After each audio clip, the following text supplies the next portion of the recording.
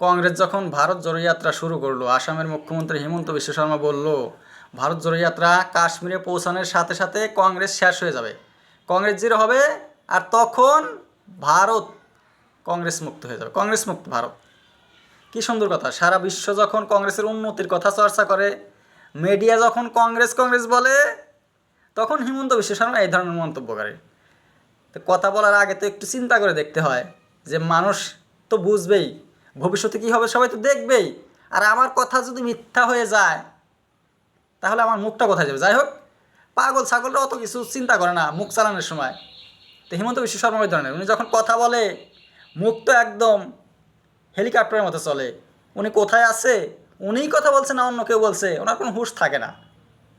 কি হয়েছিল কর্ণাটকা অ্যাসেম্বলি ইলেকশনে?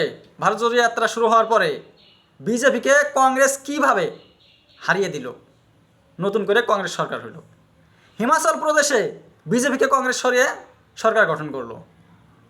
তারপরে কি হইল, তেলেঙ্গানাতে কংগ্রেস এসে গেল। কী জন্যে? ভারত জোড়ো যাত্রার জন্য। এগুলো কি কংগ্রেস শেষ হওয়ার কথা?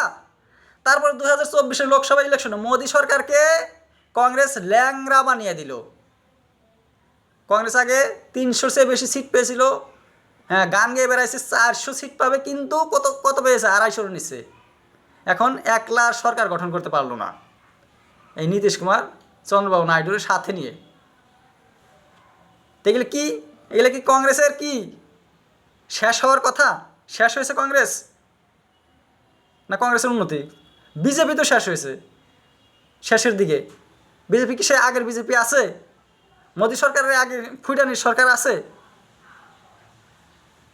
তে এই হিমন্ত মুখ চালাইলে তো আর হয় না, মুখ তো যে কেউ চালাইতে পারে। আর এই যে ভবিষ্যৎবাণী যে করলো কংগ্রেস নাকি মুক্ত হয়ে যাবে, কংগ্রেস শেষ হয়ে যাবে, কংগ্রেসের যা ছিল সব কিছু ধুয়ে যাবে, সে ভবিষ্যৎবাণীতে কোথায় গেল? তো মুখ কেন বন্ধ হয়ে গেল? সে মুখই যদি কি লাগাম ছাড়া হয়ে যায় পরে, তো কি সে মানুষের কোনো ভ্যালু আছে? মোটেই না। এই সমস্ত মানুষ আসলে ওজন ছাড়া লোক, জিভার সাথে ওজনের সাথে সম্পর্ক আছে।